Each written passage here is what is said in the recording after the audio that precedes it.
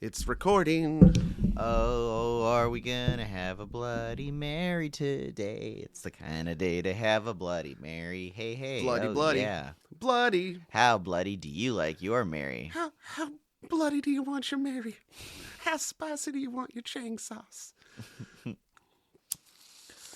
right, well, I should mix this Bloody Mary up for you. Yes, I think it's time. So, we're doing this is spoilers. We're doing an episode about Bloody Mary. So, Bring me the swizzle stick or a spoon. Oh shit. Here. You can use this pencil. Here. I can use a pencil. So, Cody here is making me a morning cocktail. This is a day drinking podcast. It's like 10 in the morning. And he just came over and, all right, so I'll describe what he's doing as he does it. So I already poured a shot and a half of vodka into a old or glass from 99 bottles. Shot and a half, so that'd be about 3 ounces of vodka. Okay, I'm glad you know that. A typical standard shot, 2 ounces. Oh, okay. Yeah, so there you go. That would be an and a half. Anyway, so Cody's shaking up some Secret Aardvark and a fresh bottle of it. And he's putting just a little... plenty. Yeah, plenty spicy. Just keep squeezing. Okay, that's about 15 drops there. And now he is putting in some Worcestershire sauce. Where does that word name come from? Worcestershire. Worcestershire. It is a shire or county. Oh, a shire, yeah.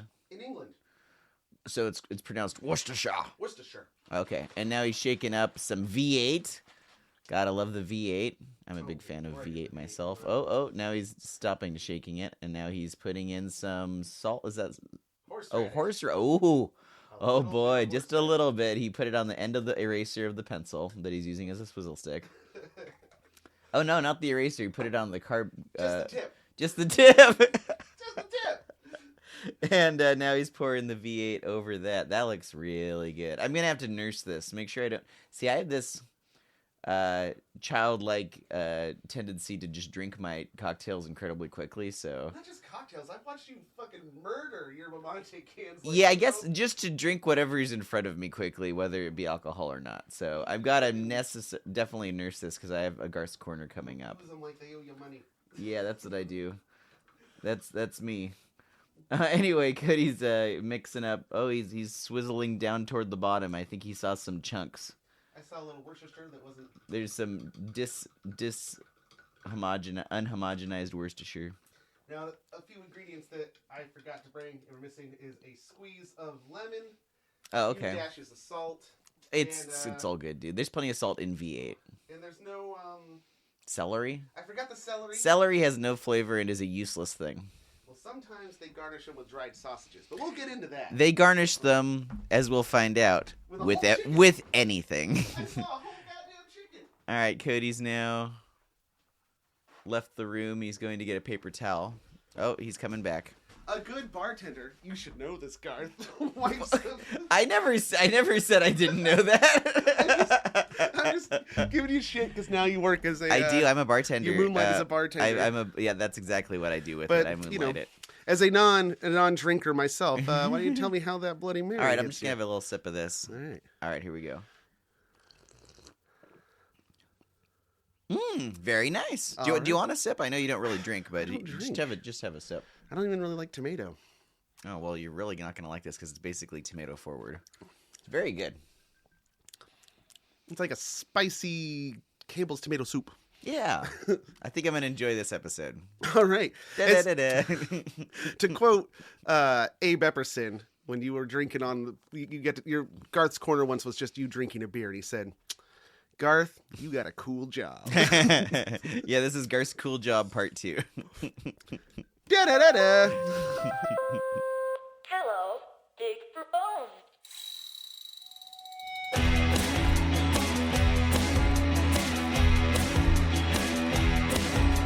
I don't think anyone knows that I'm the one cut off your toes and put them in the drawer with the sock. Hello, and welcome to the Least Haunted Podcast, a place where science, skepticism, humor, and anthropology meet to discuss all things spooky, haunting, supernatural, and sometimes just the plain ridiculous. I'm your host, Cody Franks, and joining me as almost always is the bombastic blazing bard, Bane, butcheress, ballads, beholding Bloody Mary's miraculous mirror murders made material by means of midnight murmurings. Garth! That was nice. It switched up halfway through. Enjoyable. Shout out to By Barbarian. Nice on job, Discord. By Barbarian. Thank you. Yeah, that's me. I'm Garth. Hey, everybody. I got my cocktail here, ready to in the AM. Oh my God, ready to rock and roll. So, what are we talking about today, Cody? Well, first things first, we got a Patreon. Oh yeah, so for those of you who haven't heard all the episodes before this, we still have a Patreon. We still have a Patreon. I'm trying to find a way to like streamline this while also making it exciting. Patreon.com/least haunted. You can support us in a few ways. There are tears. There are tears in my eyes, tears in my drink, and tears I hope you as didn't in put levels. tears in this drink. It needed salt, Garth. That's it needed true. salt. That's true. That was exactly how much I needed. So you can support us on Patreon. Like we said in the last episode, we are doing a small patron drive. We've got a goal to hit. If we hit 50 patrons, right now we're at 20. If we hit 50 patrons and any combination of levels, Yeah. I will spend the night in a haunted location and try to live stream it. Yes. If we hit 100 patrons, then that will be enough to get us to Virginia City, Nevada. Yeah, we can afford to go on a road trip. Yeah, If we have and- 100 patrons, that would be amazing. Yeah, and then we can spend the night in the world-famous haunted Washoe Club in Virginia City. That's where the Travel Channel show Ghost Adventures, you know, those hacks. No, I've never heard of them. Yeah, well, you're lucky. That was their first investigation, as they did the Washoe House. So I'd really like to go and just fucking give it 1-4. Also, Not with any preconceived notions, though. of oh, course. no, complete open mind. I'm going in just a blank slate. And if you want to support us beyond Patreon, this is a new thing that we're just doing right now. There is an Amazon gift list. You can go to Amazon. Normally, I don't plug Amazon, but it was the most convenient way to do this. Go there, and we've made a list of pipe dream big ticket items that would be ghost hunting equipment and Well, production and equipment. that's just the list. I have this concept of a bait and switch where once we actually get it, we could like get it from somewhere else. We'll figure it out. Like, is there a way we could have them like mark do the money part, but then not? From Oh yeah, no. Amazon? If you see an item that's on the list and you know somewhere else to get it that's not Amazon, I find Amazon go is for it. best for shopping for things Yeah. that you want. Then when you find it, buy it from somewhere else, so that you don't support the evil corporations that's taking over the world. Hey, this is Cody from the future, just jumping in to clarify something. Later, talking about this with Garth, we realized that it might not have been clear that the wish list is separate from the Patreon. So we are not going to be spending patron money on this ghost hunting equipment, unless that's something you want us to spend your patron money on, in which case let us know. This is something completely separate that was just for people who wanted to throw money at us or buy us something extra without the monthly commitment of Patreon. So hopefully that clears it up. And yeah. Okay, All right. now we'll get to today's topic. Today's topic is actually a requested topic, Oh, who but requested not this? from a patron. Oh, okay. This actually comes from our youngest fan. This is from my nephew Colton. Hi, Colton. Hi, Colton. Hi, Colt. If you're listening, I've been told that he listens with my brother, his dad, on the way to school in the morning. How old is Colton? 8. Wow. I know. Sorry about the bad words, Colt. But I I don't have any regrets. I mean, you know, he's an army brat. He hears things from his dad. sure, his dad's sure, and buddies. I think that we have good moral value for a Yeah. child. I think that I mean, we're not really geared toward kids, but Colton, I'm sure you're a very mature lad and you can handle Very it. smart so, boy. Hope you're listening, and so this was Colton's idea. Yes, he wanted to know about Bloody Mary. Okay. Hence the drink you're drinking, Yeah, which is and also I'm only, age inappropriate. yeah, you can have a virgin Bloody Mary. I looked it up. Yeah, it's a thing. Okay. Basics on Bloody Mary. Well, first of all, Garth, I think I know the answer, but I have to ask for completion. For completion. For Garth. completion, you got to get to completion. I need to finish. What do you know about Bloody Mary? Well, so I think this was a big thing maybe at like summer camps, but I never went to summer camp. But like, I remember being a kid and I can't remember. It must have been like Colton's age, maybe a little older. But like kids would like go in front of a mirror, and I think it was like at night, and you'd put a flashlight on your face, and you're basically spooking yourself out, saying Bloody Mary over and over, or some variant of that. And the idea being, if you do it in the right incantation, she will appear behind you in a Beetlejuice-like way. If you say your name 3 times, It is kind of Beetlejuice rules, something like that. And then I don't know if she's supposed to. I think the whole idea is like you're trying to freak yourself out with your friends. So you have a bunch of kids all looking at the mirror together, psyching themselves up, saying Bloody Mary. As we'll find out, I think. I mean, you're close, but there actually is no one answer. This is okay. A lot of ins, a lot of outs, and what have you. Yeah, that was my experience with it. I don't know if that's most kids today. I mean, this would have been 30 years ago. Yeah, so the basics, Bloody Mary is a spirit that can be summoned through a series of rituals that vary from telling to telling. But there's always 3 things in common.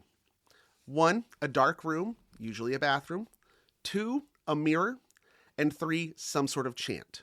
Yeah. Those are the only 3 commonalities. I seem to remember even other similar chants that weren't always Bloody Mary, but in front of mirrors in the dark. So the idea is that the person looks into the mirror in the darkened room and chants some variation of the spirit's name. Now I say variation because she's got a lot of names. Okay. There's Bloody Mary, Mary Worth, Mary Wales, Mary Jane. There's a bunch more that all involve, basically the commonality is that it involves Mary. Although there are a few that don't even have Mary in the name. Oh. So there's like, like Mistress, it could be Mistress Mary, but there's other ones that's like Bloody Mistress. Dark Mistress, and there's a lot of, which sounds kind of kinky.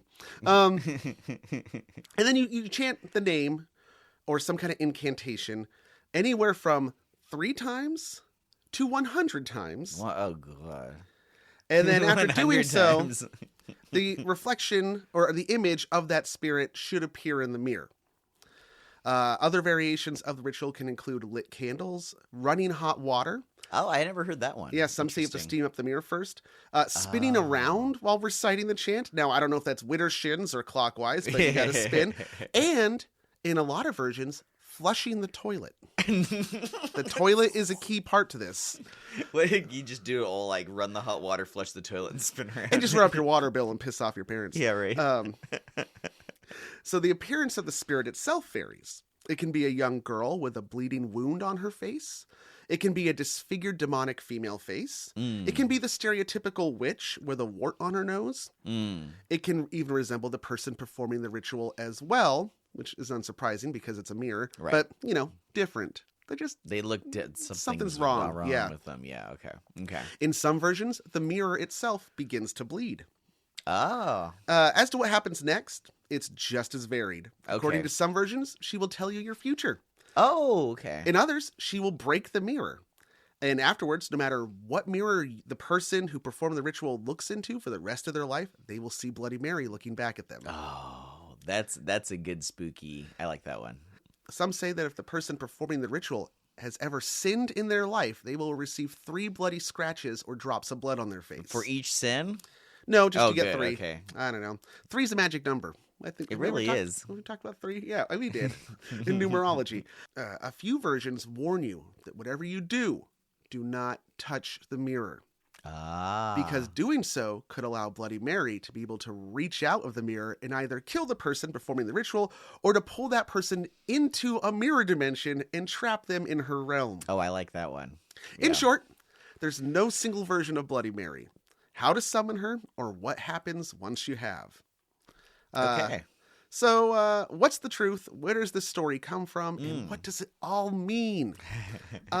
First, I want to, Colt, I just want to kind of jump the gun and let you know she's not real. Okay, yeah, let's start with that. Let's start with that. There is no witchy woman in the mirror or spirit who's going to come out and get you. If we were recording this at night, I would go to the bathroom and prove it live on air, just so you know. We should. Allison said we should do it on a camera. We should film ourselves doing it. Okay, yeah, that's a good idea. All right, cool. We'll do that. And and you can see that nothing happens. Yeah. Now, from what I've been able to gather in my research, this is primarily an American game. And I'm calling it a game, and I'm probably going to anger a few folklorists and true believers out there by calling it a game. They probably would prefer the term ritual. But as I'm going to hopefully show, it's a type of game. It's treated like a game. Yes. There's lots of giggling and laughing and everybody getting together. and its function falls into the realm of the function of all games, as we're going to find out. There's a function to children playing games, but that's down the road. Okay. And when I say primarily American, it's because the idea of Bloody Mary, or this game, seems to have arisen at a specific time, being, and I'll get into when that was, but prior to a certain point, this never was mentioned, or we don't see any accounts of this happening. So there was like a hard beginning to it. And although then it's it hard to branched say off. exactly where that beginning was. We have like a window of time and a place, which is somewhere in the United States. Because prior to that, first of all, you don't hear about her anywhere. And it takes about 10 years or so after that point before you hear about her in any other countries. Oh. Starting mainly in Canada, which is the closest neighbor, English-speaking neighbor to Just the U.S. Spreading virally. Yes. Word of mouth. They're through word of mouth of kids before the internet, so it's slow going. Yeah. As to how old the Bloody Mary game is, it's hard to say. Some of the earliest scholarly documentation of it comes from around 1976. In fact, prior to 1976, there are no written accounts of this happening. It just starts. Wow, But- I did not know it was that recent. But in Wow. the account, the first mention actually comes from, it's the Anthology of American Folklore. The Anthology of American Folklore. Goddamn, why am I tripping over that? I thought you got it the first time. The Anthology of American Folklore Yeah. by Mary and Herbert Knapp. Although in this early version, she's not called Bloody Mary, she's called Bloody Worth. Oh, okay. But they seem to imply that the game has been played for a while before this, but we don't see any written accounts of it. Okay, and that tracks. I mean, it sounds like kids probably made up this game, and how long does it take for adults to finally cotton on and write about some kids Yeah. trend? But 1976 is once that's the first time it's mentioned, at least that I could find in scholarly literature. From that point on, you just find it everywhere. It starts spreading. Like the funky S we all drew when we were kids. Oh Remember yeah. that weird- Yeah, it's not a Stussy. Yeah, it just suddenly That cool it S. probably started small and then it And I was think they've everywhere. actually found examples of that cool S in ancient graffiti too. I It's just a simple design. I did a deep dive once into that. It didn't have enough of the components for my taste. Okay. I'm a fancy S purist. Now, folklorist Simon J. Bronner, in his 1988 American Children's Folklore, included an entire page of discussion on what he called the Mary Worth rituals. He described the ritual as, quote, a girl's tradition common in elementary schools which invokes atmospheres of the seance. Very much so, yeah. And here we should acknowledge the stereotype that Bloody Mary, or as they're calling it here, the Mary Worth ritual, it's a ritual in game usually attributed to young pubescent girls. Yeah, I seem to remember the kids I knew who did it. I think more of them were girls when I was a kid. Although I think I remember the boys doing it because I didn't really do slumber parties with girls when I was a kid. Well, yeah, I remember doing it as a slumber party. I think so. That would have been with boys. So it wasn't exclusively, but I think maybe it was more common. Yeah, couldn't say. Yeah, the stereotype is it's more common. Yeah, girls do it at slumber parties. Yeah, I think so. And there's an argument that has been made that explains why this is the case. Okay. But I'll get to that later. I like to see. I'm all about Yeah, teasing. we're gonna get to 5 different things later. I'm on edge here. I'm freeloading. I'm preloading the whole You're thing. preloading. Yeah. Okay. Pre-gaming the Bloody Mary game. Yeah.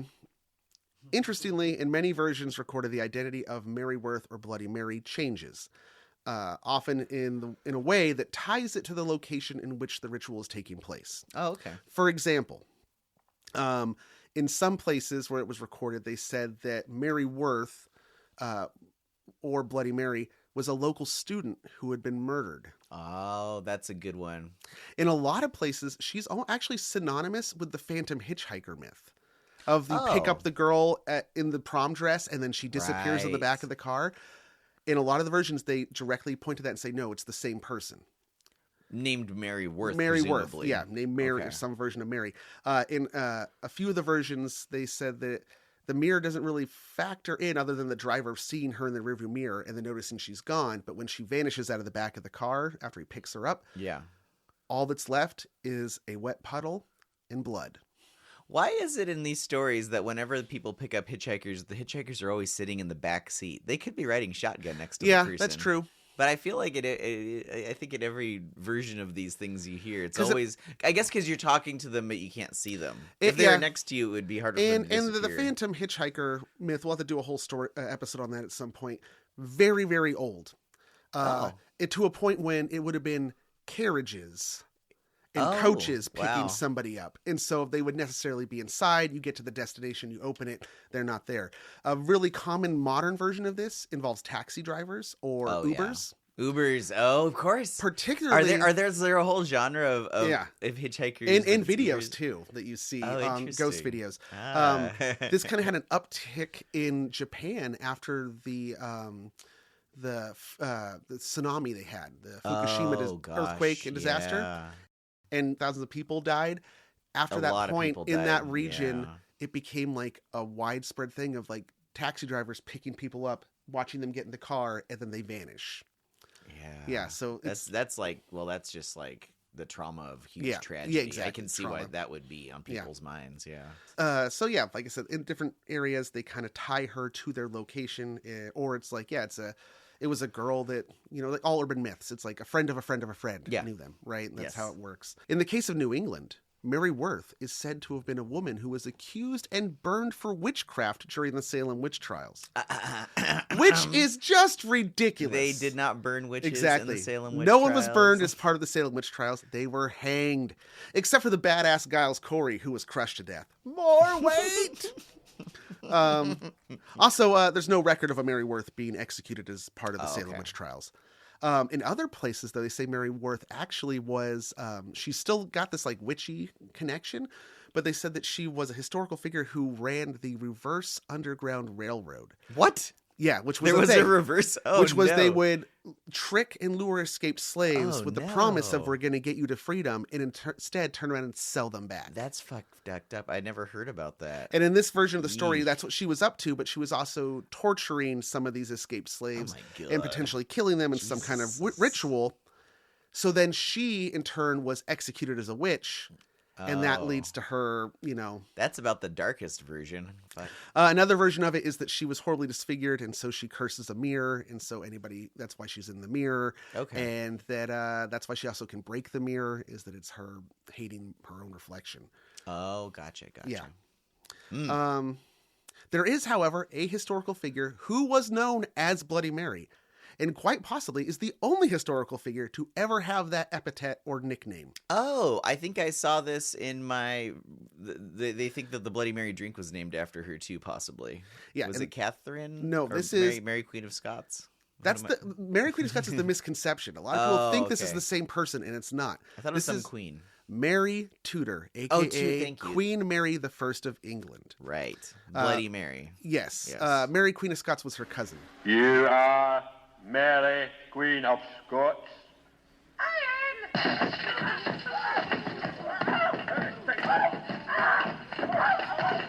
Oh, okay. Yeah. So, Mary, let's do a little history about this. Oh, okay. Segment time.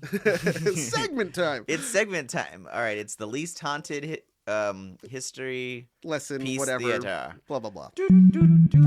Least haunted history piece theater. So Mary was the oldest surviving child. Presents Mary Tudor. A.k.a. Bloody Mary. And why she's called Bloody Mary. She was the oldest surviving child of King Henry VIII.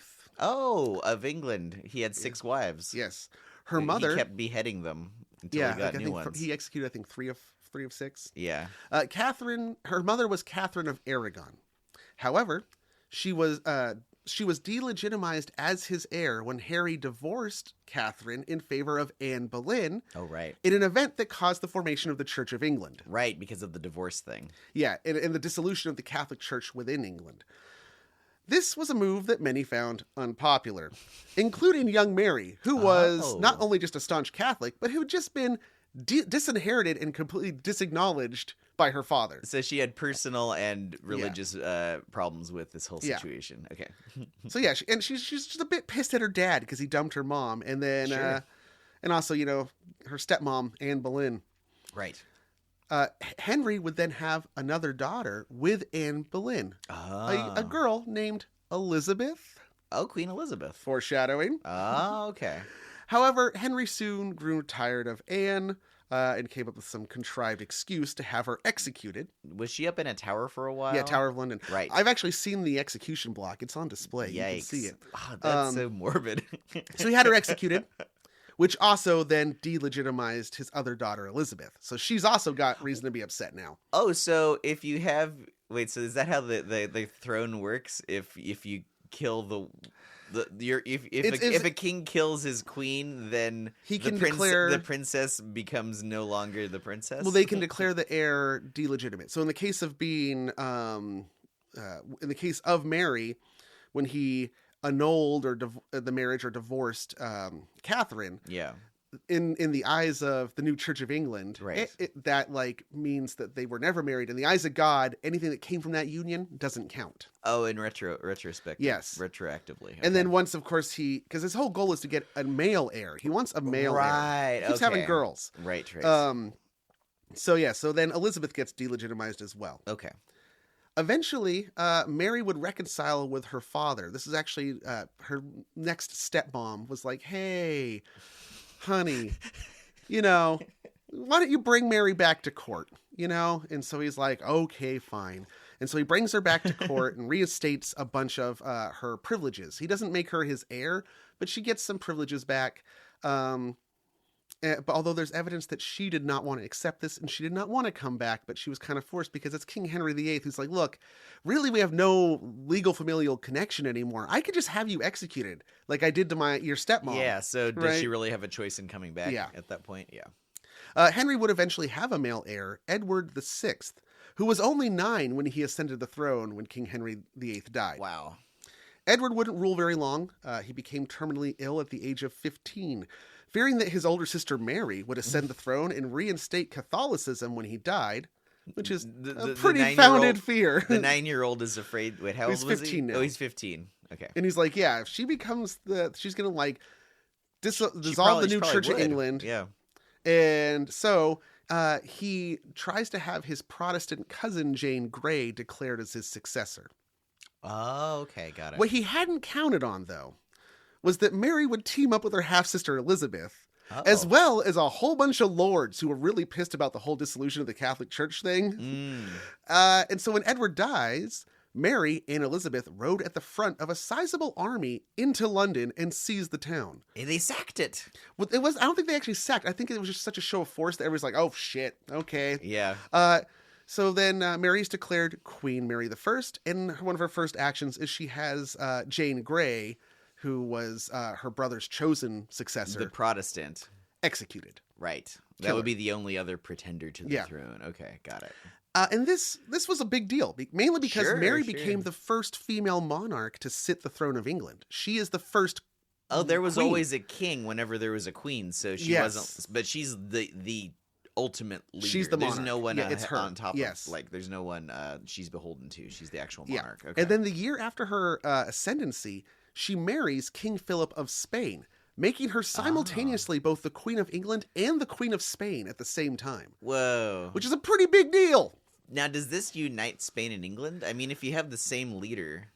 It kind of does. That's interesting. And that gets a lot of pushback. The politics of that seems, Yeah, because also remember, later with Queen Elizabeth, who comes next, there's the whole Spanish Armada deal, which is Spain tries to invade England, and they have a big naval battle in the English Channel. So, why is she called Bloody Mary? Well, you see, it's hard enough being a female ruling in a man's world. Sure. And to be the first to do so. Yeah, I'm sure not everybody was like super pumped about this. Especially when you are, like everybody feared, trying to reinstate a whole religion. Well, I was just thinking, I mean, they had a whole like civil war did they have a civil war they didn't have Henry VIII? No, not necessarily, but all Catholic lands were seized. A shit ton of priests and bishops were executed. Yeah, so this is going to be pretty tumultuous to go back again. Yeah. You'll kind of see the same thing happening to everybody else. Yeah, lots of blood. Yeah. So Mary was forced to adopt a few, I won't say unorthodox measures. In fact, they were quite orthodox when you think about it. She reinstated an earlier punishment for heresy, namely burning at the stake. Wow. But we don't call her Flaming Mary. Yeah. Or Yeah. Charcoal Mary. Yeah. Crusty Mary. During her short 5-year reign, she allegedly had around 280 Protestants burned at the stake for heresy, including the Bishop of Canterbury. Wow. Accordingly, Mary herself knew that these were extreme measures and was even had been quoted saying something along the lines that she knew that it was brutal, but she hoped that the shock of the executions would be a short needed She's trying necessary to evil. Shock and awe. Basically, she's and just be as fucked up as possible. Yeah, she's like, to yeah, scare everybody. yeah, exactly. We do it quick. Terrorism. Terrorism. Good old-fashioned religious terrorism. And that she could then, scare them back into the fold of the Catholic Church. This did not work. Uh-huh. Okay. She was also heavily criticized for her marriage to the King of Spain, and her detractors claimed that she was merely a puppet queen and that Spain was really controlling the throne of England. Oh, yeah. I can see the detractors saying something like that. In fact, she was the victim of a lot of misogyny and sexism. For example, they would claim simultaneously that she was both very weak and stupid, but also somehow strong and smart. The classic fascist playbook of just the enemy is always weak but powerful, crafty but dumb. Luckily, nobody does that in politics anymore. Yeah, that's not a thing. It's almost as if they really just couldn't stand the idea of a woman in power. Yeah. Lock her up, I think they'd say. Ah. She died at the age of 42, childless, and possibly of ovarian cancer. Oh. Her whole life had been marked by menstrual issues, depression, Oh. as well as depression, abdominal pains. She had a few miscarriages. There's even this whole conspiracy of what they call the missing pregnancy, is that she Oh. declared that her and King Philip were expecting a child. The due date, or the assumed due date, came and went, and no child appeared. Oh, so she And then probably just had, wasn't she mentioned, probably so had a yeah. miscarriage. Yeah. Ah. Um, So this is a lot more literal than I was expecting Yeah. for her nickname. yes. Okay. I thought it was blood on her hands because of all the terrible things she did. No, it's actually literally. Well, it's of many things. Okay. And so then, because she had no heir, when she dies, her younger sister, Elizabeth, becomes the queen. Okay. And it was after her death that they start referring to her as Bloody Mary. There's this guy, John Fox, and he writes a book called Acts and Monuments, which details, he lists a bunch of Protestant martyrs, and it's about the creation of the Church of England. And he is the one that starts calling her Blood Mary, saying that she was a bloodthirsty tyrant. Right. Okay. Interesting note. So, yeah, she had some Protestants killed. She had about 280 Protestants burned at the stake. Uh-huh. That might be an inflated number by her okay. detractors, because Okay. that's what that Acts and Monuments says, 280. Uh-huh. Her sister Elizabeth, however, who decided that, no, we're going all in on the Church of England and Protestantism, she has 200 Catholics executed, Oh, okay. many by drawing and quartering while they're still alive. So disemboweling them which alive. would you rather be killed by? Burning at the stake or being drawn and Well, quartered? my understanding is that For those of you who don't know, drawn and quartered, you tie 4 horses to all of your 4 limbs, and then the horses get whipped and run in opposite directions. Yeah, they rip you apart, but they also will first cut you open and pull your entrails out, Oh, but you're still alive. yeah. So there's all kinds of things that could lead up to drawing and quartering. It's fucked up. Yeah. It's really brutal stuff. Yeah. So Elizabeth has that done to 200 Catholics, Mm-hmm. and she also has numerous other members of her court executed. It becomes kind of a stereotype, you Off with their head. off of their head. Yeah, the was queen. that her? Yes, That was the off with her head queen. Oh, okay, got it. and yet, she's remembered as the Virgin Queen, just kind as bloody, if not more yeah, so. more bloody. It should be bloody Because Mary she's and at- bloodier Elizabeth. Because Elizabeth's actually having people cut open and their blood spilled. Mary's just having them burnt. And to answer your question, I think I might go with the burning alive, because I think the understanding is you actually die of smoke inhalation before you really start to burn. You lose Really? consciousness from. Oh, inhaling okay. I fumes. didn't know that. I figured because I've been burned before. You get a burn, Yeah. and that is the most painful thing I've Yeah. ever felt. Yeah. I feel like I might. Well, yeah. I don't know. And then what about Henry VIII, Mary's father? Yeah. It's been estimated that during his reign, he had between 75 and 80,000 of his own citizens executed. A Wow. lot, many as part of that whole dissolution and seizing of Catholic property. Yeah. So, and yet no one calls him Bloody Henry. And he had a bunch of his wives killed. Yeah. Yeah. So, yeah, okay. it really looks like Mary was vilified by her successors. Yeah, Although, to it's be one fair... of those, relative. It's like relative. They're all awful. Yeah, exactly. Like she killed fewer people, but it was still awful. So Yeah. I don't know. You know, it's a trolley problem. It's- maybe no, it's not really. No, she not could have at been all. nice. So you have to look at it in the context of its time. Right. It was a time when public executions were considered entertainment and Oh yeah. part of the healthy functioning of a society. Judging the past with a sense of the present should always be done with a good dose of historical perspective and context. I very much agree with that. I try not to judge the past. We're all getting better. Every time I see how awful things were, I'm just, this is a good lesson to 8-year-olds listening. Yeah. It's pretty awful, but people don't really do this as much anymore. They do some places, I'm sure, but like, this is not as common as it was. We're getting better as a species, slowly, in a lot of ways. Yeah. I think. So I see it as a uplifting thing. So To see how horrible people Yeah. used to be.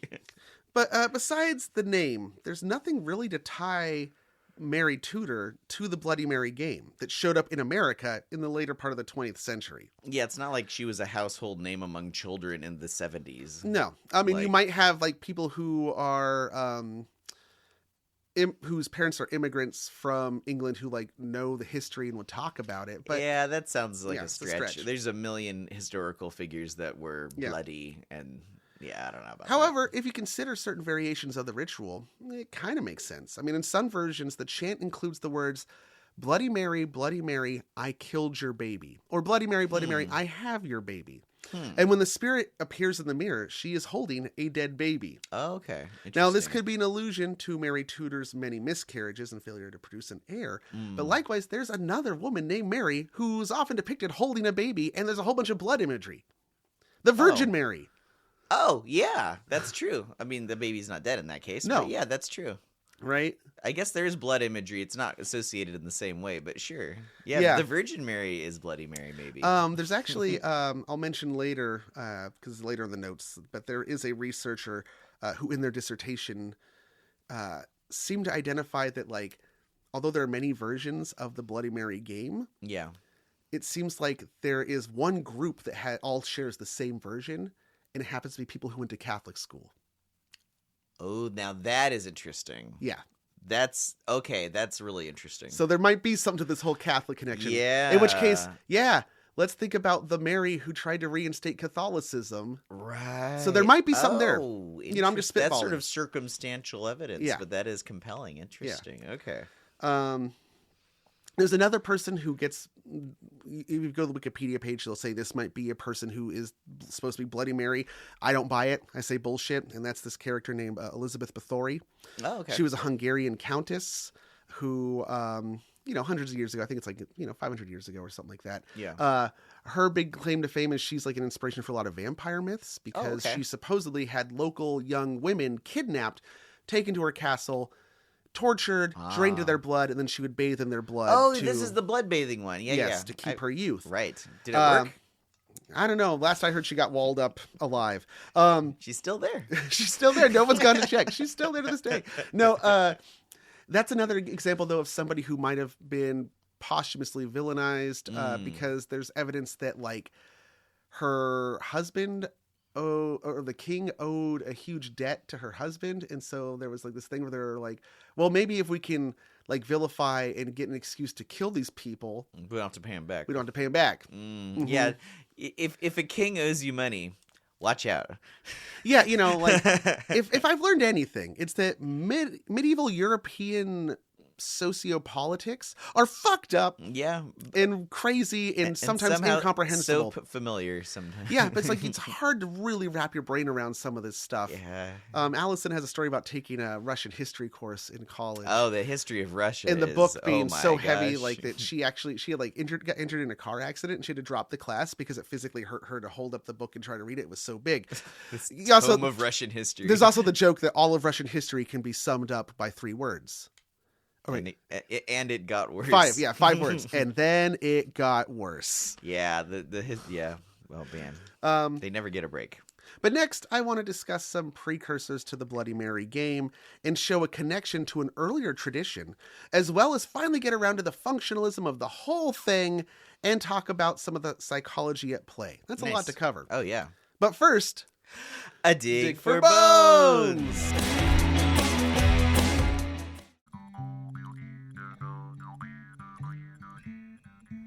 Do you like beer? Of course you do. Do you like good food? You better believe it. Then we have the show for you. It's the Hoppy Trails Podcast.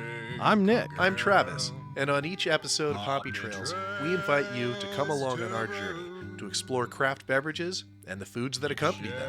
Check out Hoppy Trails on hoppytrailspod.com or listen wherever you find your podcasts. Connect with us on Instagram at hoppytrailspod or reach out to hoppytrailspod@gmail.com. We would love to hear from you. Come travel the Hoppy Trails with us, and remember to always say yes to the hoppy ending. Cheers!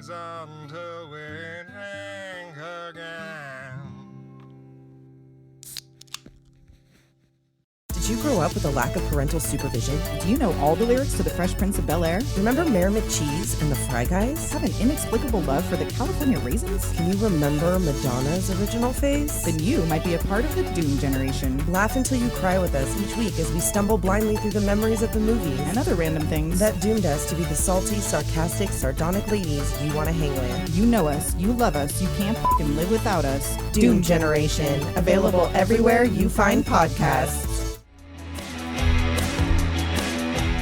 now, are we back? Oh, we are back. Oh, those were some bones, weren't they? Holy cow, I'm so proud of myself. I'm exactly halfway through my Bloody Mary. Woohoo! Not really feeling it quite yet, but I am excited to do Garth's Corner all about this. The Garth's Corner, by the way, everybody, just so you know, is going to be all about the drink Bloody Mary. Yeah. Okay, so in the early 20th century in America, just as the holiday of Halloween was growing in popularity, or at least becoming more recognizable as we would recognize it today, it was possible to find Halloween greeting cards. Like year. have a spooky day. Yeah, or, like your Christmas cards. And You don't see that anymore. You sometimes do. My mom used to send me every Halloween year. greeting cards? Yeah, little spooky cards for Halloween. Ah. However, many of these greeting cards that were for sale in the early 20th century all depicted a rather curious scene. These cards depicted young women looking into mirrors, and reflected back besides their own reflection is either that of a handsome man, or sometimes it might be a grotesque, evil-looking man, and other times it might be a grotesque woman's face. Oh. And sometimes in these cards, next to the woman looking in the mirror is the silhouette of a traditional wide hat and broom witch.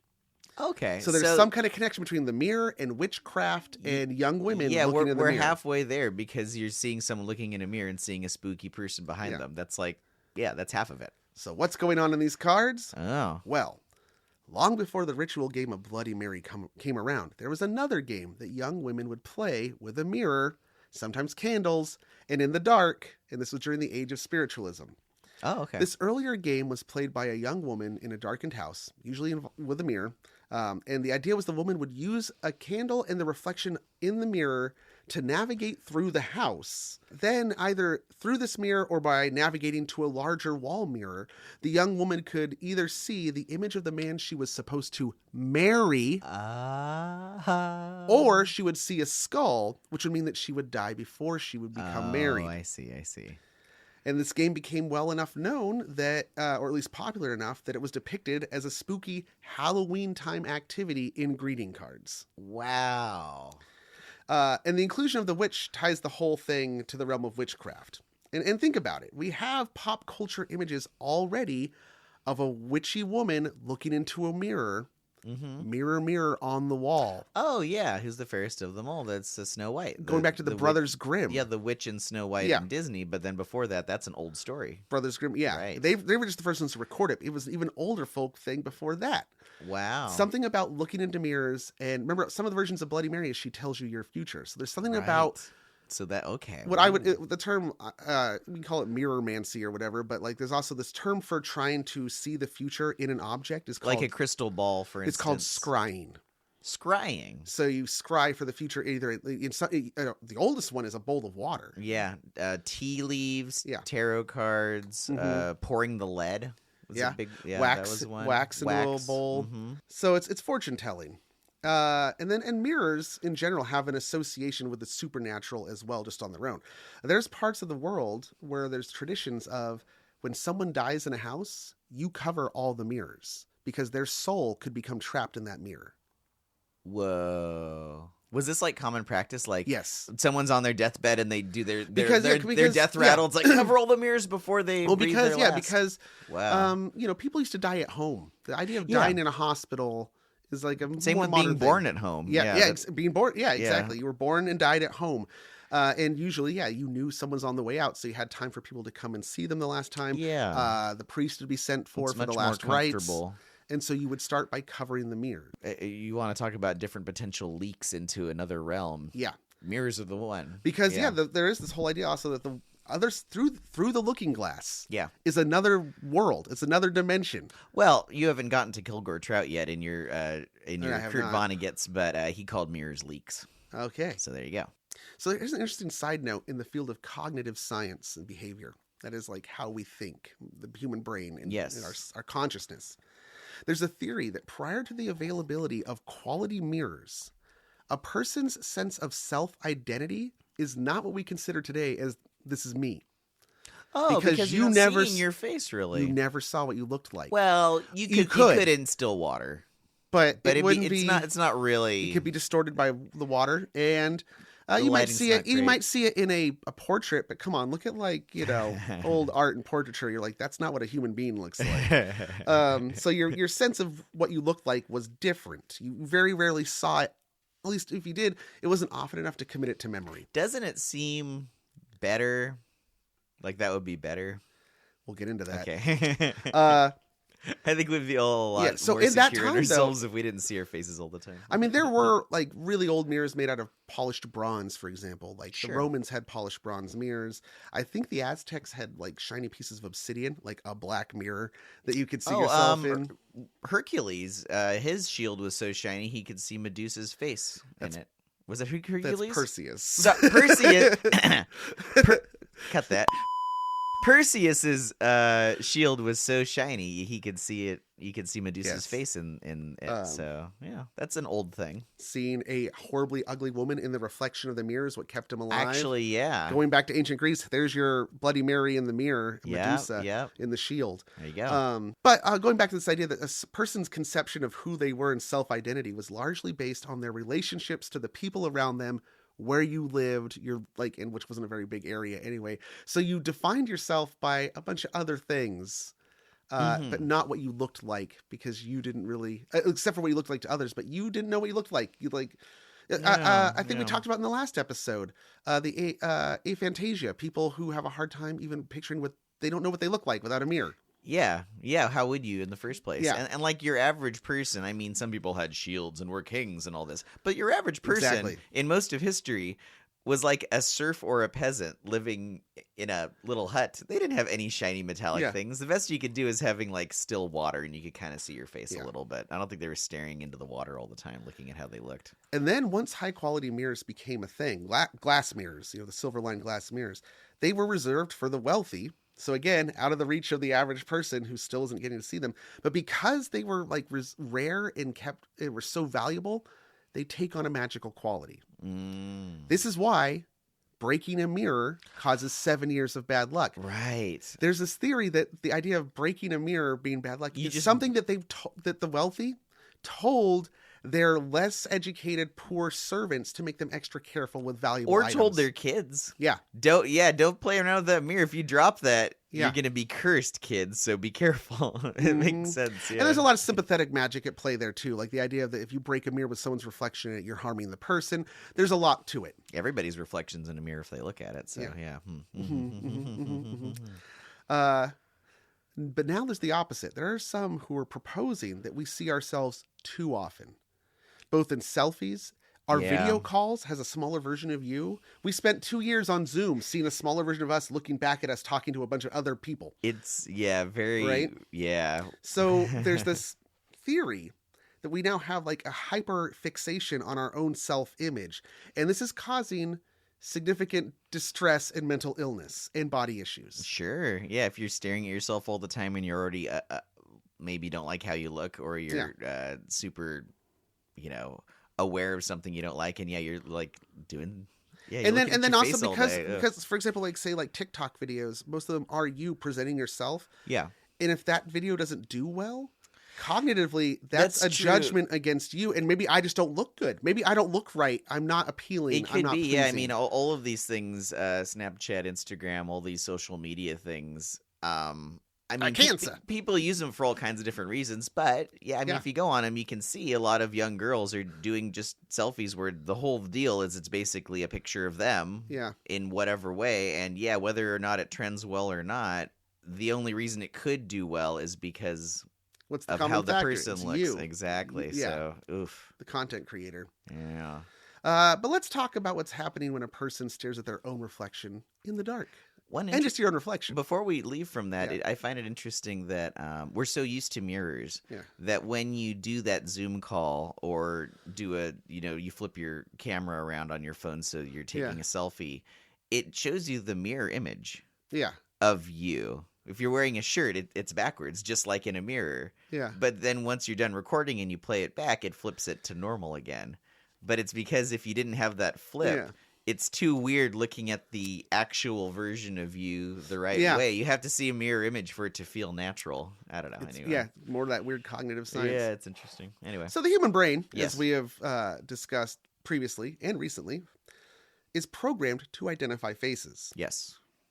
However, the brain is also programmed to do some other interesting things where vision is concerned, and science still doesn't fully understand all of it. Mm-hmm.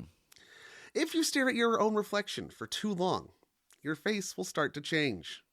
Not physically, like in the real world. Well, it will. It You're will. getting older. Yeah, you're getting older, older than you've ever been. Your beard grows out. Or you might be making faces, you might be twitching, moving, stuff. You're studying, but it's that your perception of your face will change. Not just, so not just physically, but like you will perceive it differently.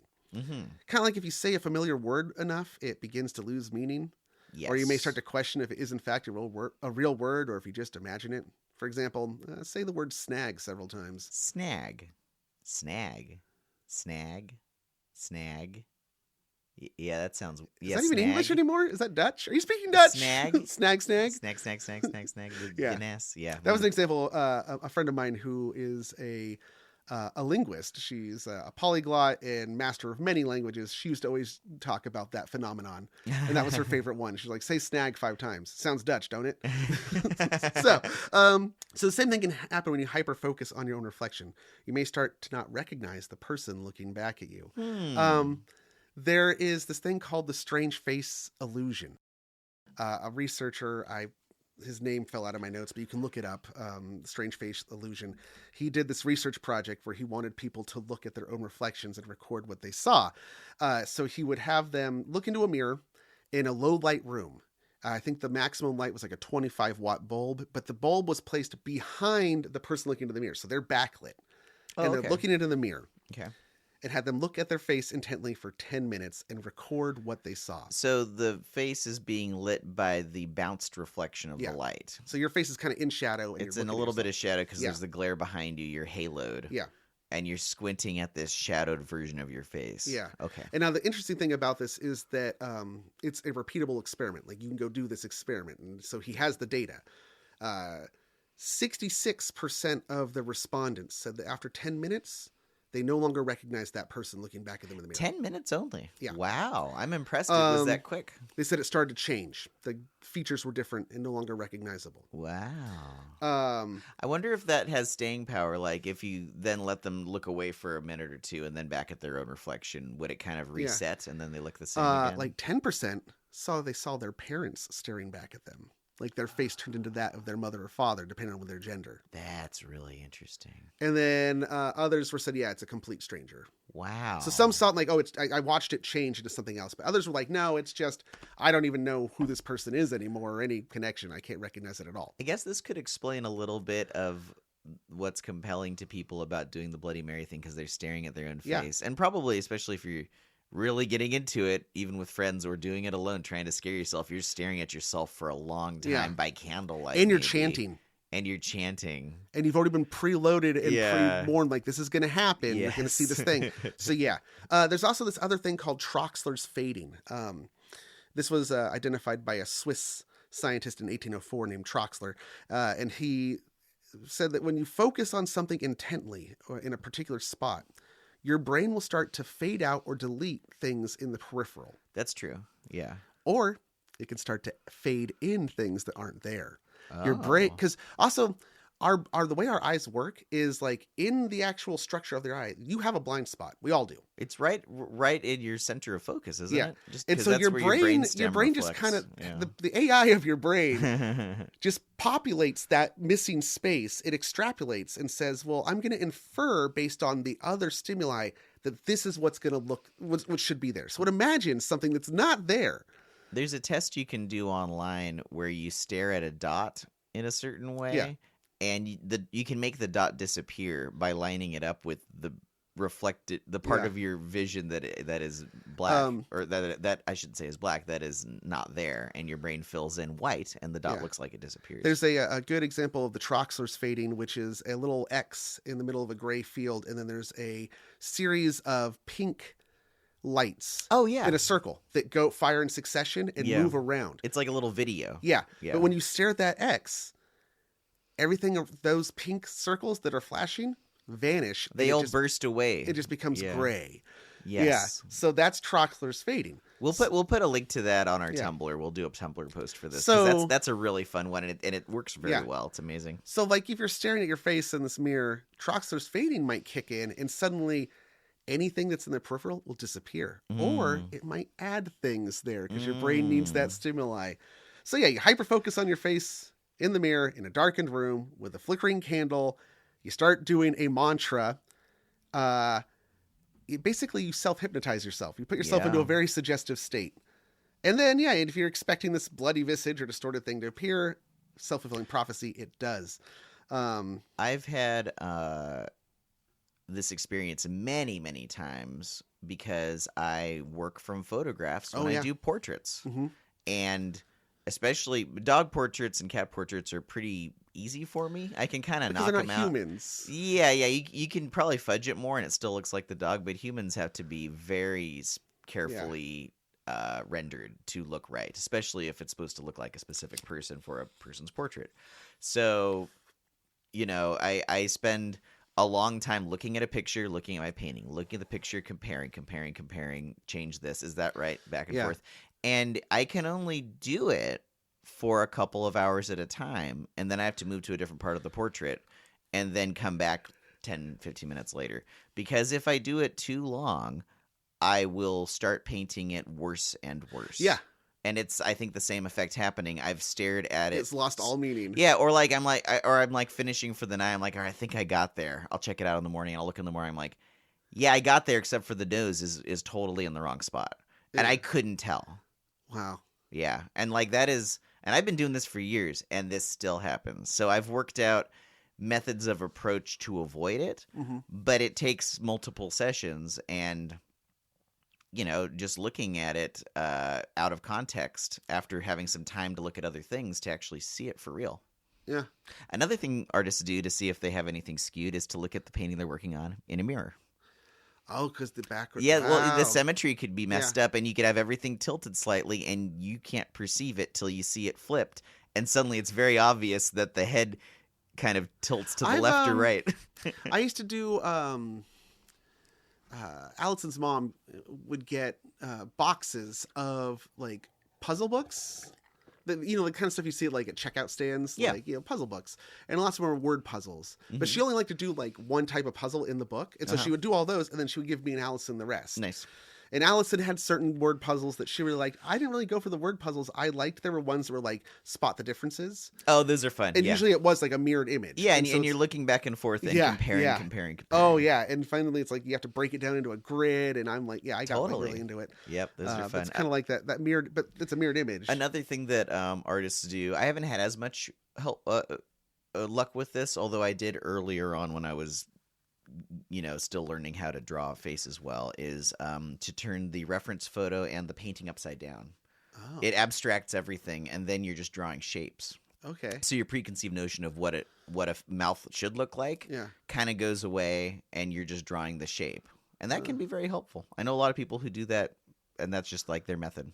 I think I broke my brain when I was a kid because I realized that I could read upside down and backwards. Oh gosh, I've never been able. I mean, I can do that one letter at a time, and my brain's like hemorrhaging. No, it was. I was like, it was like. Can you do that really? I was waiting for. I was at like a Carl's Jr. waiting for a burger, and they had like somebody had hung a poster upside down on the outside window, so I'm seeing it backwards and upside down. Yeah. And I was like, I found that I could read it just perfectly fine. I'm like, oh yeah, double cheeseburger, $5, blah blah blah blah blah. Amazing. And then later I was like, huh. And so I took an actual book that I was reading and just flipped it over and started reading it backwards. I've never been diagnosed, but I think I might have a very, very mild case of dyslexia because reading something like that, B's and D's switch back and forth, and I'm just like, it's wait, about context. I think so, yeah. But it's hard. It would be harder for me to do that than it is for you. But I think ever since I did that, I broke my brain, and sometimes now, for example, I for a while I thought that I was like going crazy because I keep having the same like typo, which is that the R is missing in words I'm doing, or it shows up in the wrong spot, and I'm like, the R. I'm like, what the hell am I doing? That's about. No, I finally found out the R button was sticking on my keyboard, and so half the time it just wasn't getting hit. Oh, thank God! I thought I had a stroke. Your brain is all right. It's the world that's wrong, right? Yeah. Okay, let's get back to Bloody Mary. So yeah, this has been Cognitive Exploration Corner. Yeah. Back to Bloody Mary. So scientists are still trying to investigate all these phenomena, why the brain does this. And to hear a little bit of a personal experience that I have had with this, check out our latest Polterbites. I talk about something there that I can't really talk about here. But yeah, I had a very interesting experience looking at my reflection with mirrors, mirrors in cognitive science. Now let's get to the functions of Bloody Mary. Functionalism. What are the functions of Bloody Mary, Cody? Okay, so there's this guy, Alan Dundes, and he makes a pretty convincing argument about the function of the Bloody Mary game. This is in a paper he wrote in 1998 called Bloody Mary in the Mirror, a ritual reflection of prepubescent anxiety. This appeared in Western Folklore, volume 57, in the Spring-Summer volume of 1998. Oh, okay. Part of the Western States Folklore Society. I bring up that bit about where this article was because when you hear his theory, some people might be very dismissive. I was initially, because I'm like, this is an adult man talking about, he's going to talk about pubescent girls and the function of Bloody Mary and its certain roles. And so it's very easy to say like, well, that's kind of... Yeah, well, that's just like your opinion, man. Does it seem like he wouldn't be, because he was never a pubescent girl himself? He's like too far removed. Looking at so like in our, like we talked about with looking at Mary Tudor, like judging things in its time. There definitely is a history in psychology of men poorly assessing women, but that's not what's happening here. Okay, got it. Or at least not fully. Okay. Also that.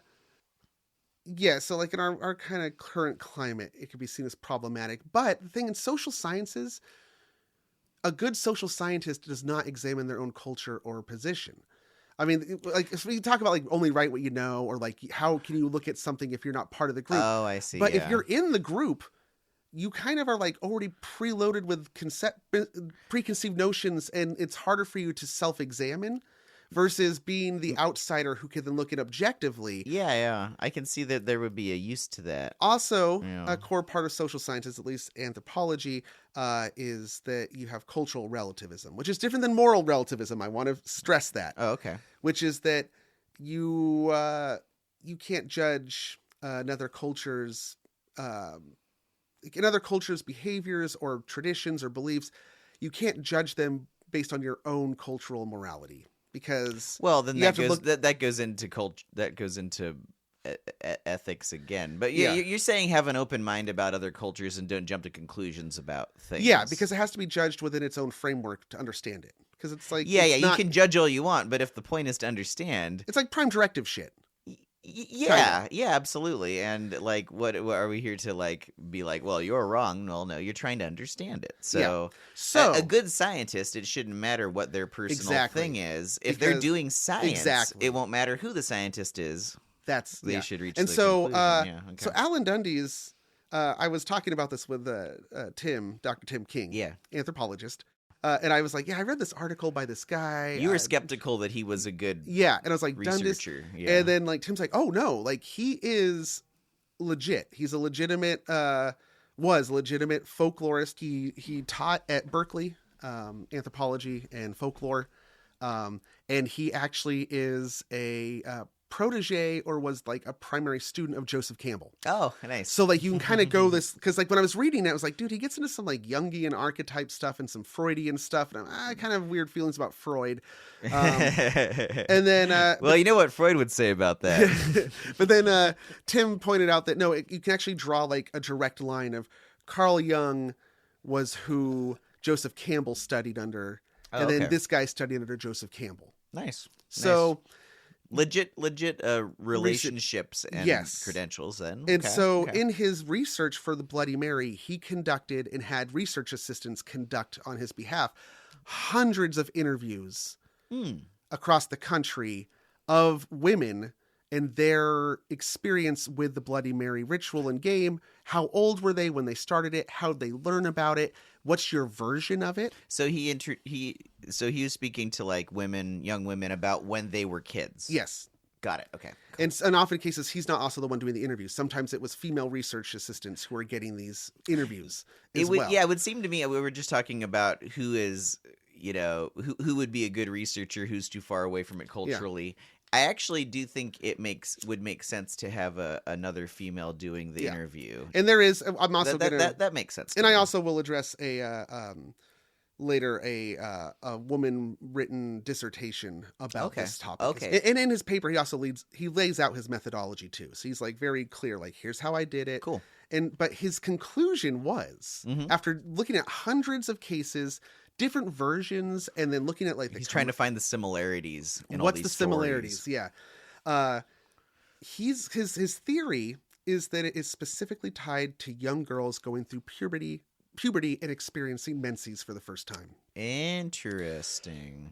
On the one hand, that's almost like too obvious for your it sounds like some guy's conclusion, right? About it does. It really does. It's like, they're just on their periods, yeah. But then I also discussed it with Allison, and I told her, and like she's like, no, that makes total sense. That's interesting. Like, okay, so in his research, he found that there was in the personal accounts. He found that most women recounted that they became aware of Bloody Mary or Mary Worth, or first attempted the ritual between the ages of 7 and 14. There you go. Okay. Now, I mean, that is a wide range. It's wide range. There's other things happening, but yeah. Based on hormones, like the youngest a girl can actually start her period is like 8. Right. And then by 14 it should be more common. It'd probably be, and there's some outliers. Again, it's all about hormones, but that's it's a bell curve, I'm sure. Yeah, generally. Okay, so they're in that prime age when they're going through puberty when they first hear about this. And whether or not the girl who's doing it it's in the zeitgeist of their friend group. Exactly. So whether or not the individual is having their period, they're going to be talking about it. It's going to be on their minds. Yeah, many of the informants claim that their first experience with Bloody Mary also occurred at a slumber party or overnight with other similar aged girls. It's put forth that like his theory is that American culture, we don't really have a ritual for young women to usher them in through puberty.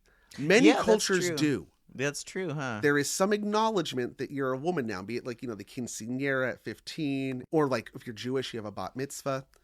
But like American culture, the homogenized, mass culture we don't have that. In fact, it's taboo. You do not talk about it. Yeah, At least we all men need, don't. we all need to talk about menstruation more, everybody. Because it's a thing that happens. Yeah, exactly. or maybe we should. I mean, it's like it's funny that would be a taboo subject to me. Well, also, we're both I don't men know. who are in long-term, Yeah, relationships. Yeah. So it's like, yeah, whatever. Get over I don't. it. I don't know. I'm not grossed out by most things, but there is sort of the stereotypical. Oh, guys don't want to talk about. It's like, I don't know. Really? What are So- you freaking out about? Come on. Because American culture lacks this ritual, young Mm. girls created one for themselves. Uh-huh.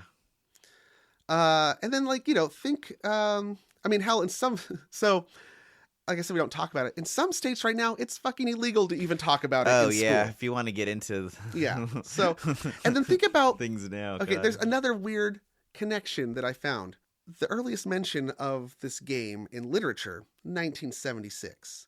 Now, it was definitely around before then, but that's kind of when it comes into the zeitgeist, and it might have actually picked up some new details at that time, which is why it became more popular. Something might have helped it along. Do you know what else happened in 1976, Garth? Well, there was definitely a lot of there was a huge feminist movement of Feminism is on the rise, you're right. And sexual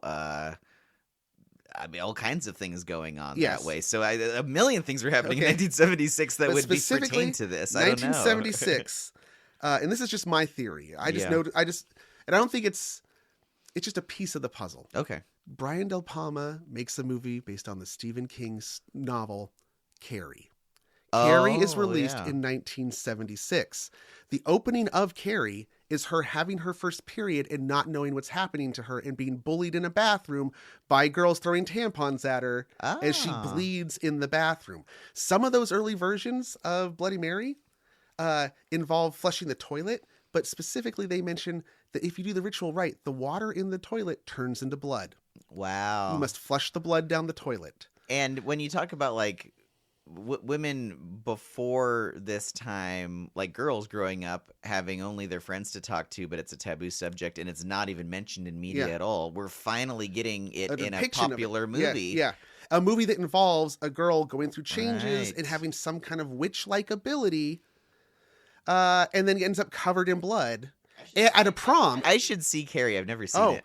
And some of those Spoilers, versions, sorry, everybody. some of those versions of the story involve a prom dress or a girl at prom. That might be a detail that was borrowed from Carrie and just kind of helped boost it. And then Interesting. at this time, it's pre-internet, but this is a real meme in the truest sense of Yeah. what a meme is. Memes existed before the internet. It was just a thought. It's Well, it's the a idea is thought that, like, people- propagates, yeah, well, people according mis- to Richard Dawkins. Yeah. Well, people misuse the term meme now as like any joke or comedy on the internet. It's a meme, whether or Right. not it's getting spread or whatever. No, a meme is something that takes on a life of its own, is self-perpetuating. It evolves, it changes, it spreads.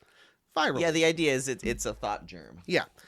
And so Bloody Mary is that, because you have what's happening is girls going to slumber parties, summer camp, all girls schools, Right, and it spreads by word of mouth. and you're learning it from older siblings. Sure. It's passed on. A lot of the girls, when they were asked who told them about it the first time, it was either an older sibling or the older sibling of a friend. Mhm. So, and a girl.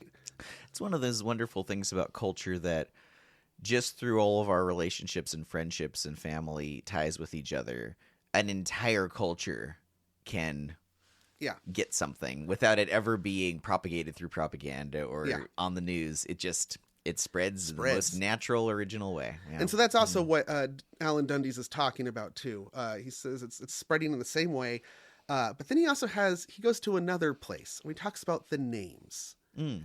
The commonality is they all involve Mary. Right? One of the earlier versions is Mary Worth. Yeah, that kept coming up. Right. Right. There was a popular comic strip, Mary Worth. It seems just like a very bland adventures of this girl, Mary Worth. Right? Very bland. Very bland. And so, but what he's saying is that, okay, it might be a bit of wordplay and puns. That early version of the game, the purpose was to see who you were going to marry. Right. Oh, yeah, yeah. At a Okay. time when a woman's value or worth was tied to marriage. That sounds a little on the nose, but maybe. Okay, maybe. You know, Yeah. right? Another one was Mary Wales. could whales be a pun on literally she's screaming either in pain from childbirth because of the connection of Mary, we have your baby. Yeah.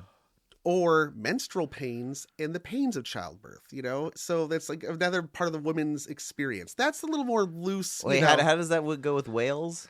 Because a wail is the sound of you wail in pain. It's a Oh, scream. I thought you were saying that something about like whale song sounds like something. I No. was trying to put it all together. It's like, wait. No. But a whale and wailing then to in wail, childbirth pains, a pun. wailing Got from it, got it, cramped got it. pains. I don't know. Yeah, okay. All right, now. And then there's the whole thing about like it happening in a bathroom. Right. Bathrooms are liminal spaces. You are at your most vulnerable. But also private. Exactly. Yeah. There's the idea of like, in theory. yeah. There's the idea of, who are you in public and who are you in private? There's the part of you that nobody ever sees. That's probably you that's sitting on the toilet or getting out of the shower. Yes, the part of me that no one ever sees is often taking a shit. And in fact, that is your most vulnerable part of the day. Yeah. I used to have. That's why dogs look at you when they're It is. pooping, because That's they true. want to make sure that you're looking around, because they can't. That is they're in a actually- vulnerable position right now. Like you better be. Are you on lookout? That's Okay, 100% true. Yeah, that is why dogs will make eye contact with you while they poop. It's not a power move. Guilt or anything. Yeah. It's not a power move. Did anyone think No, if that? a cat looks at you while it's taking a shit, that is a power. Yeah, move. that would definitely be a power move.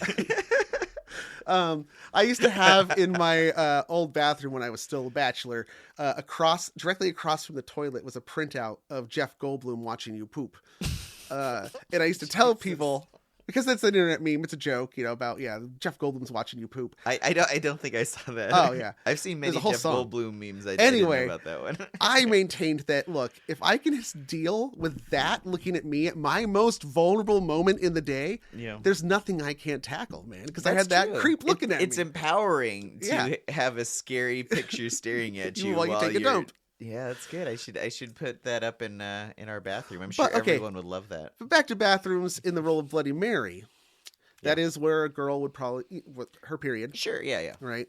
Let's get into some kind of gendered stereotypes. I mean, because we have to look at from whence this myth came at that time. And I'd still argue maybe today, chances are women spend more time or are more familiar with their own reflection than a man is. Yeah. We don't spend any time looking at ourselves in the mirror.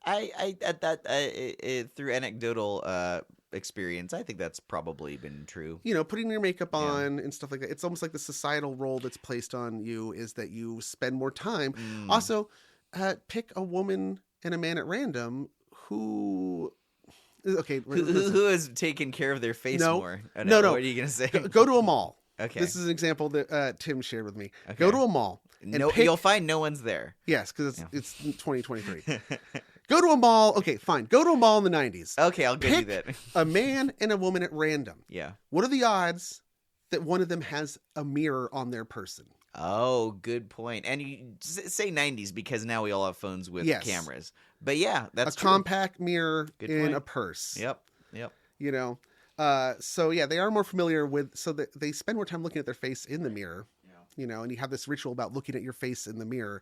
I might be getting out in the weeds here a bit, but I'm trying to. No. Well, you're tackling it from all sides. And Yeah. that's a good one to bring up as well. Yeah.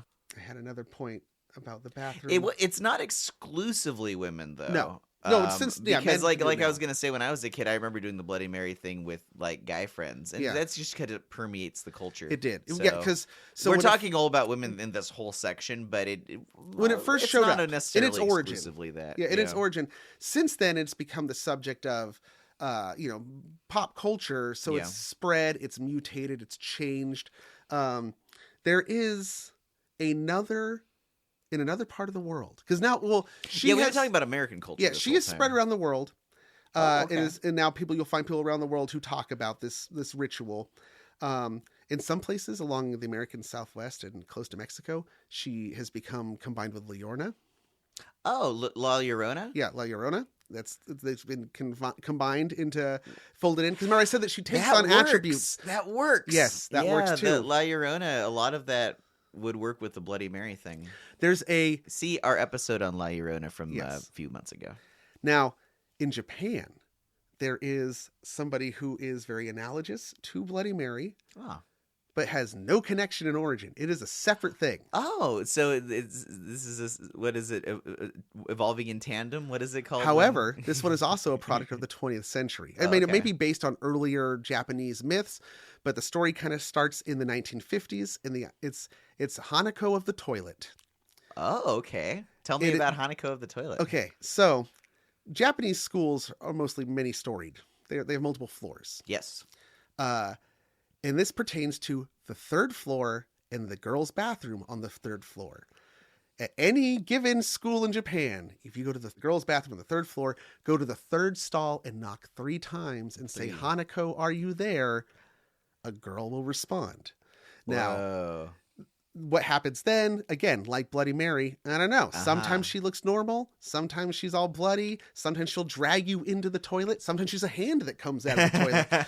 And the idea is that she is either a girl who was murdered in the bathroom, committed suicide in the bathroom, or in some versions, because it starts in the 1950s, it's a post-war myth that she was a young girl who was hiding, seeking shelter in the bathroom when it was bombed by the Americans. Yeah, and not only Hiroshima or Nagasaki, but any number of everybody carpet was bombs. being firebombed. Firebombed, yeah. That was the whole country, yeah. Or that she was playing hide and seek at the time that her school was bombed. And so now she plays a game with you. Oh, got it. Right? Oh, that's super scary. So that's Hanako of the toilet. Hanako of the toilet, okay. Moaning Myrtle in Harry Potter. I was gonna bring that up. Yeah, it's Hanako of the toilet. When you started to describe this to me, I was like, I think I've heard this subversion of this. But there before. seems to be no direct connection between her to Bloody Mary, other than the fact that it's girls in a bathroom and summoning a spirit through a ritual in the bathroom. And going back to schools too, which is a lot of the Bloody Mary. It was going like back schools. to La Llorona, there was moving water involved in La Llorona too. And so your these are toilet archetypes. has water. Yeah, all these things mixed together. Yeah, I was incredibly fortunate enough when I was about 14 to go to Japan, and I went to several different places with my family, and we went to it was like a skyscraper in Tokyo, I think. And it was a high school, aquarium, and planetarium all in one giant building. And yeah, the high school was in stacks. And there was definitely several floors of the high school. So probably that would have worked in that high school because it was, many floors. Interesting, though, that although I say I can't find any direct connection, there is contextual, I don't know if it's contextual or circumstantial historical evidence that there might be the vaguest thread that might have influenced. And that is that in the 1950s, Japan was under American occupation. You had American children of American soldiers going to school and integrating into Japanese culture. Some of them might have picked up Hanako of the toilet. Then when they return home to the United States, the timing would work. They then incorporate that into the earlier mirror game that kids played. Yeah. And somehow this merges together to create Maryworth Bloody Mary. That's a fascinating theory. Yeah. I don't know. It could be. And I mean, these things are, as we And there might not be one solution. Exactly. As we pointed out in this, like, with mythology and games, cultural games, they come from a lot of sources, and I would be surprised if that was shared a little bit. And it's no one thing; it's a lot of things amalgamating together and shifting and changing. And which brings us into another function to move away just from the Alan Dundee's theory. Yeah, we can get to the role of games. This is a form of subversive play. I guess it's a little subversive when you're trying to get a bloody person to appear. Yeah, well, there's actually I mean, it's basically a children's seance, is what it is. It comes from spiritualism and all that. Yeah, but in child development and cognitive development, there is an age group around puberty that they actually identify where kids start playing games that are involve more risk behavior. Yeah, you start taking more chances. They start seeking out fear and thrills, things that are scary more at that age. Well, and importantly, kids play a lot of games, and plenty of them they learn from their parents. Yeah. There's no adult who teaches a kid the Bloody Mary game. They learn it from each other. Yeah. Hopefully. And so there's wholesome games, and then there's these thrill-seeking. It's like kids doing the Ouija board at the. Yeah, same that's thing. again learned from other Yeah. kids, and yeah, a lot of it is the thrill-seeking aspect. Yeah. It also, I mean, games. Children play any game that kids are playing is them somehow enacting out something that adults do in a way. It's practicing. You're learning social interactions. You're learning the do's and don'ts of how to interact with your peer group. Right. It's socialization. That's the point of games. I mean, we see this even in non-human primates do play. Yeah. I mean, kittens fight. Yeah. And they're and all animals play fight, And the weird thing is, including children. the weird thing is in the case of chimps, Yeah. there's gendered play that happens. I mean, I know we don't like to talk about, I mean, we have culture, and culture is different than these like ingrained things, but this is kind of weird and telling that chimps, young female chimpanzees, they play with sticks, Yeah. will act like they are nursing the stick Oh, okay. and treat it like a baby, as if it's a doll. The boy chimps start beating the shit out of each other with the sticks as if they're like swords. Yeah, the imagination just sort of goes toward these two different directions. Right? It's like give a little boy a stick and he's going to start pretending it's a gun. It's like, Yeah, even if they've yeah. never seen a gun, I guess. Yeah, that's very It's very fascinating. weird. You know, well, it's kind of funny. It's an instinctual thing. Yeah. I guess. I don't know, yeah. But so Chimp culture, man. chimp culture, man. Yeah. So so the Bloody Mary game is establishing social connections with your peer group. Mm-hmm. You're all going through this experience together. Some of you might have already had it earlier. Yeah. And now are telling the younger ones. There's also a level of bullying that happens with this, kind of also like establishing social hierarchies. In some versions, you are not doing this with a group of friends. Are they like making you do it? You have been singled out and put into the dark so bathroom. it's like a hazing. It's a thing. hazing ritual as well. It's fucked up. Yeah. Laura Winter, this is a master's thesis from 2014 from Canada. It's Bloody Mary in the Mirror, a comparative examination of a living tradition by Laura Winter. And you can read this on online. It's available. She looks at the changing role of Bloody Mary in school children over a period of 30 years. So she's doing kind of what Alan Dundee's did, but she's doing this more modernly. So now it's like looking at people who, I think it was between 1983 and 2013. That's cool too, because depending on when the kid was a kid, you might see exactly the tradition evolve. Yeah. That would be very interesting to learn about. And she cites Dundee's work. Because I can only tell you about the Bloody Mary tradition of the late 90s. Mm-hmm. That's the only experience I ever had. So so she cites his earlier research and expounds on it. But she talks about the transmission of it from older peer groups like siblings. Mm-hmm. And that there actually, she found a rare instance of where there is a Bloody Mary has a brother, Bloody Paul. Oh, nice. So there's a boys version now. What are the differences, I wonder? I don't know. I didn't read that much of it, but she's talking how and she's like, that was an outlier. I thought it would be like Bloody Larry. What Bloody Paul? It should be know. Bloody Mary and Bloody Harry. And in that version, they were both like siblings who went to the school at which people told the story, and they both got killed in an accident or something like that. Bloody Paul. Okay. It's in this in her thesis is where she makes the identification that you have a whole bunch of different versions being told by different people, but there's one group that all has kind of like a similar version, or if not a unified version, and those are people who went to Catholic school. Yeah. You brought which that is up very earlier. Interesting because like they have Catholic school is the hot. That's where this comes from. Well, the Catholic kids are like, no, like we've got dogma. Like, look, if you can't like remember like keep the saints straight, you got to keep this story straight too. So they're like pre-programmed to like memorize this shit.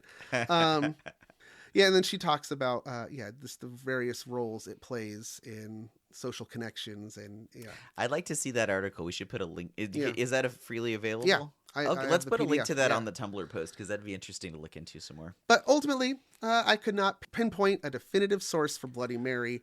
Rather, it's an amalgamation of several historical practices and figures, early mirror-based divination games and rituals, urban legend, meme. It involves psychology, physical changes, different narratives. I mean, it's been, at this point, parodied Like you've got South Park parodied it with the Biggie Smalls game that Butters plays and summons Biggie Smalls. I forgot about that. That's right. Lady Gaga had a song about Bloody Mary. Oh, okay.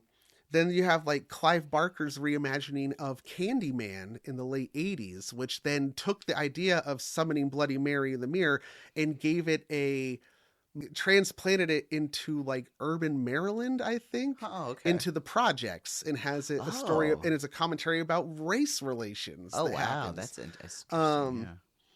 Yeah. So it's like, it's become this thing. It's its own thing. It's like this thing, man. That's it's all I like can describe all kinds of. It's this thing that's all kinds of things. Yeah. Wow. I had no idea it was that many things. So yeah, one thing's for certain. Whether you call her Bloody Mary, Mary Worth, or Mary Wales, she isn't going anywhere, and she's here to stay. But also still, Colt, not real. Yeah, she's not real, even though she's here to stay. And now, I think we're going to go to Garth's Corner. I'm going to drink the rest of my Bloody Mary right now. Drink it, pledge. Chug, freshman. All right.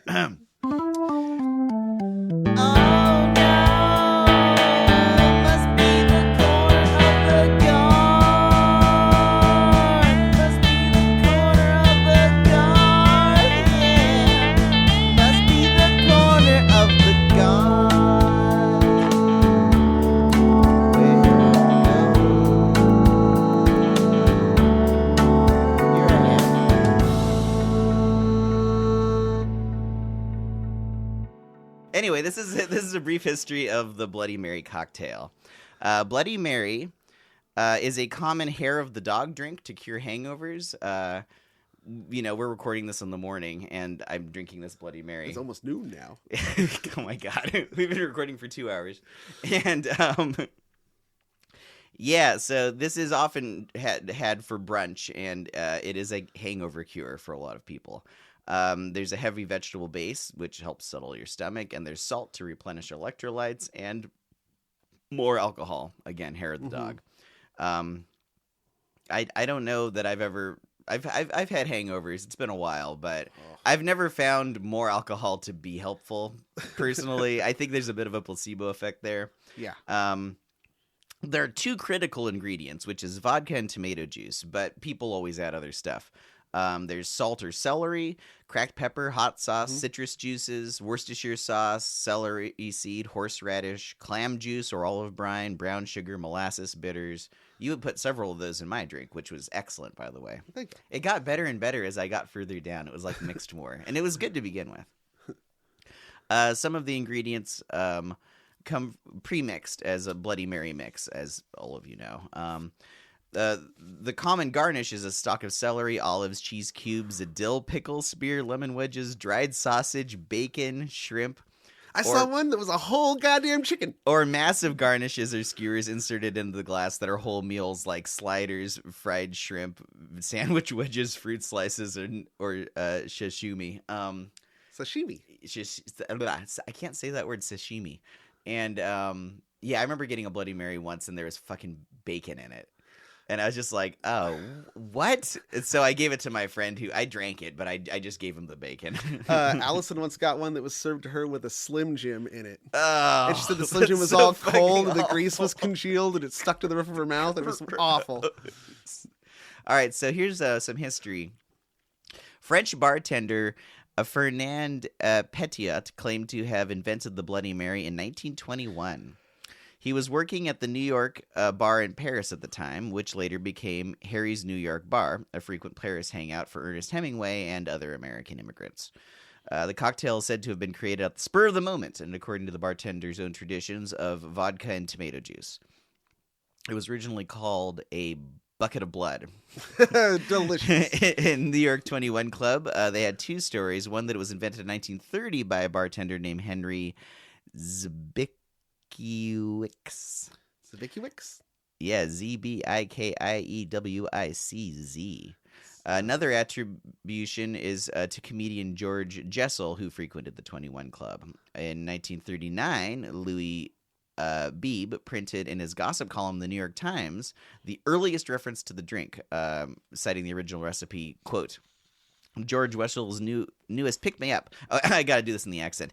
George Wessel's newest pick-me-up, which is receiving attention from the town's paragraphers, is called a Bloody Mary. Half tomato juice, half vodka. Can you imagine? Half tomato juice, half vodka. Oh, God. This is in V8. This is like probably like almost like tomato puree. Yeah, like so it's either a teeny little drink or they're pouring like a whole lot of vodka into this drink if it's half and half. A 1939 publication of L. Florinda called the Florinda cocktail recipe Mary Rose listed the main ingredients of a modern Bloody Mary. Let's see. It was one of the earliest booklets depicting a Bloody Mary using the same ingredients as today's Bloody Mary. What's interesting about this whole Garth's Corner is it supersedes the Bloody Mary of the 70s. Yeah. So the term, we already established the term existed for a long time, ever since Mary Tudor. Yeah. But like, the term was floating around because it was used for this. It was first a bucket of blood, but now it's a Bloody Mary. Yeah, and everybody's heard of Bloody Marys probably for decades before kids heard of it. The kids were in the 1950s and the 60s. Man, that was the prime time. Parents were drinking. Well, I guess they're drinking White Claw in front of their kids now. Back then, it was cocktails in front of your kids. They had class, goddammit. That's right. And your dad would have a Bloody Mary every morning. Yeah, kids knew every morning. Just like Daddy puts in his drink every morning, and then he gets mad. So, it hadn't occurred to me in this whole episode, but like trying to figure out why it's called Bloody Mary. That's a common term. Yeah. Even though it's for an adult's drink, kids have heard it. So yeah. I was thinking, Mom had too many Bloody Marys, and now she's in the bathroom in the dark, vomiting into the toilet. Yeah, that's right. There's awful noises coming out of the bathroom. From a kid's perspective, a Bloody Mary could induce horror in the bathroom. Yeah, wow, that's really interesting. That's a good one. The cocktail was claimed to be a news cocktail under the name Red Hammer in Life magazine 1942, consisting of tomato juice, vodka, and lemon juice. Oh, I would call it Lennon juice. Yeah, the Red Hammer. The Red Hammer. Red Hammer and sickle. It's made with vodka? Yeah, really. Yeah, red vodka. You got all the components there. Communist cocktails. Great. So, according to this, the name Bloody Mary is associated with Mary, the first Queen of England, nicknamed Bloody Mary. We talked about her. And then some drink aficionados believe it's named from Hollywood star Mary Pickford. Others trace the name to a waitress, Mary, who worked at the Chicago bar called Bucket of Blood, oddly enough. In Harry's New York bar in Paris, according to manager Alain de Silva, one of the patrons for whom the cocktails first mixed in 1921 declared, "It looks like my girlfriend who I met at a cabaret." This would have been him saying that in Paris. The cabaret's name was Bucket of Blood, and the girlfriend's name was Mary. Bloody Mary. Look like her? I have no idea. He was probably he was in his cups already. He was several drinks in there. Looks like my girlfriend. Okay. This is the farthest out one. One of the customers of the New York bar whom prepared the drink in 1921 was Vladimir Smirnov of the Smirnov vodka family. Oh, yeah. One theory is that Bloody Mary is a corruption of the name Vladimir, spoken with a thick accent. So it's like Vladimir? But if you say Vladimir with a Russian accent, Vladimir, Bloody Mary. Vladimir. Yeah, so that's a little, I don't know about that one, but potentially. So there you go. Garth's Corner, Bloody Mary. And that's all she wrote. Wow. Well, that's amazing. Thanks, man. That's amazing. At a loss for words. I guess all that's left now is to thank our thank Colton for giving us the topic. Thank you, Colton. I hope you had the patience to listen to this. It was like 2 hours long, and if he's always listening to it on his way to school in the morning, it's very grown-up related material. I don't know how relatable it's going to take him a couple weeks to hear it in 8-minute installments every morning. Yeah, that's got to be confusing. But we're also going to thank our patron producers, Travis Alexander, By Barbarian, Rachel Krieger, Tom Dahl, Justin Duckham, Kelly Flynn, Gunnar Franks, Carla Harrington, Havelock, New Jared, Brian Lamb, TJ Levenhagen, Alicia Overton, Jordan Ramey, and Blue Roan. Yep, you got it. I just counted on my hands, 15. I feel like they've changed their order, but I know it's still alphabetical. Yeah. I think it's because we gotten new people and they've just been inserted in different Mhm. places. But I keep going like, wait, where's Alicia Overton? Oh, she's further Yeah. back because there are people that are right ahead of her alphabetically. So yeah, thank you, Monster Squadron. Thank you, producer. Monster Squadron producers. And We love you so much. And as like we said at the beginning, if you want to join in and become a patron and help get us there, like I said, 100 patrons will go to Virginia City and you can watch. But you know what else is in Virginia City? A world famous bar called the Bucket of Blood. We'll go to the Bucket of Blood and have some shit. Bloody Marys. Oh yeah, or I'll have Bloody Marys and you can watch. I'll find something else to drink. That give me a Virgin Mary, I guess. Yeah, there you go. Yeah, nice. And then we'll go hunt some ghosts. Yeah, they're not called Virgin Bloody Marys. They're just called Virgin Marys. So there you go. Yeah. There might be something there. Yeah. But we don't have time to explore. No, I'm not touching that one. Episode. I'm not touching that one. All right. All right. So until next time, remember, the only thing that's haunted is my stomach because I need to eat something because I had a Bloody Mary and you. But the joke is only funny if it breaks your heart in two. Yeah, the joke is only funny if the whole world is laughing at you.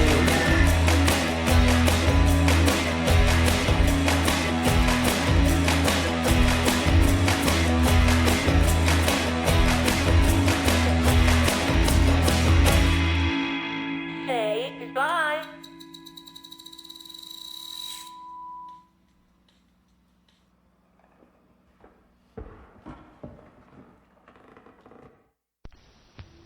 Jeff Goldblum is watching you poop.